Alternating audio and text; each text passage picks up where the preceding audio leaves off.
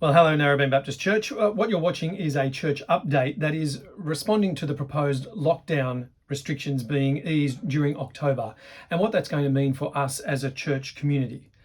The pathway to freedom that the New South Wales Government and New South Wales Health recently released will allow for restrictions being eased to those who have received 2 vaccinations once 70% vaccinations are reached by the adult community around us. Now, on the Monday following that 70% point, you'll be able to have up to 5 fully vaccinated people in your home along with their kids. You'll also be able to meet up with 20 people outside who are fully vaccinated, and churches can open again. They'll be subject to the 1 person per 4 square metre rule with masks and no singing. And it's important to note that in all of these measures and others that are coming in, that only fully vaccinated people and those with medical exemptions will have access to the freedoms allowed under the Reopening New South Wales Roadmap.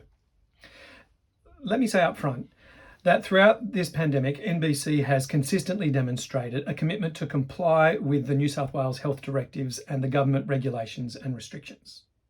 Now, we see this as a legitimate demonstration of our submission to those that God has placed in authority over us.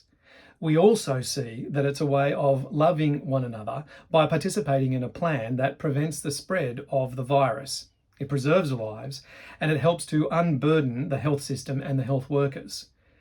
So now, as before, is a time for us to be praying for those people who are in authority over us as they wrestle with incredibly complex decisions. Now, for us as a church, the 70% pathway to freedom creates a number of dilemmas and difficult practical realities, not the least of which are the implications requiring people to be fully vaccinated in order to gain access to a public worship space. Now, when you look at the vaccination data, it indicates that New South Wales is likely to reach that 70% target around about the 8th of October. That would mean that the earliest that we could gather together as a church for on-site Sunday gatherings would be the 17th of October.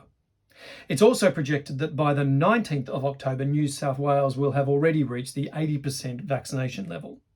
What that means is that it's likely that there's only going to be 2 Sundays, the 17th and the 24th, where the 70% rules will operate before new 80% rules that are presently undefined would come into effect. With this in mind, we are favouring not returning to on-site Sunday gatherings until the 80% rate has been reached.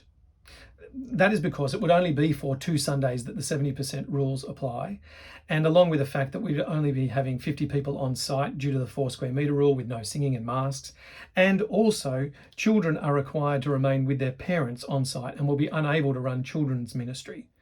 Of course, we will continue to review this stance regularly as things move forward. To help us do that, we would greatly appreciate you taking a few minutes to complete an anonymous survey.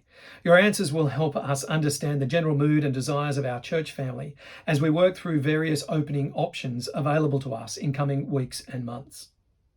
You'll find a link to that survey attached to this communication. It's also in this week's NBC newsletter. Can I also say this? We want to acknowledge that these public health measures are affecting everyone in New South Wales and not just churches. And whilst they temporarily limit our freedoms, they are not deliberately geared to restrict our religious liberties. If they were targeted for just people who gather for religious worship and not for other groups in our community, we would vigorously and peacefully oppose them. But that's not the case. We are longing to be able to gather again together. And we want to do that as soon and as safely and as lovingly as possible. So for now, we're going to continue to live stream on Sundays. We'll meet in the Zoom gathering after the 9:30 and at 4:30 before the 5 o'clock service. We also want to continue gathering in our community groups, and we'll gather and connect together for prayer and ways that we might be able to walk and be together.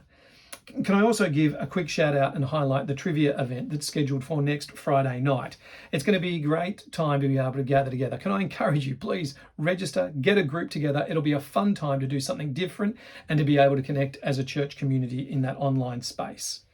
Thanks for taking the time to listen, and I trust you understand our reasoning in the decisions that we've made to this point.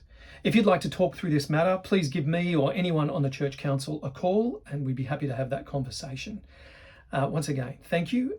Please click the link to the survey and God bless.